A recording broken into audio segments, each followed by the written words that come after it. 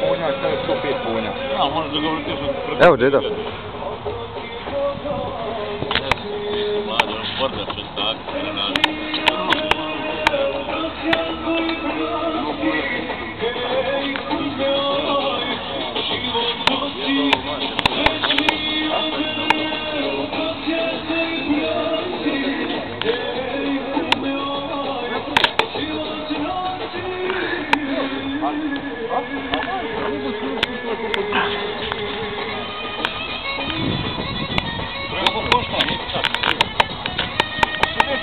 Koliko ti plaća? Koliko lidova?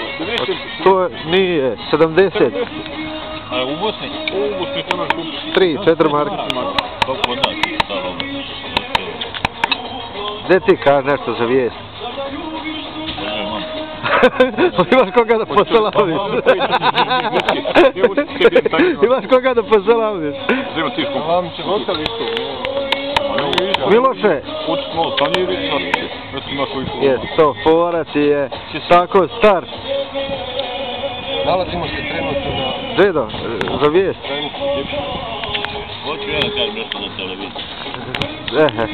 Mi je rekao Slovencima, sipali na Slovenci, šta bi ono. Kad sam rekao, hoću da pozdravim mamu. Zajebala.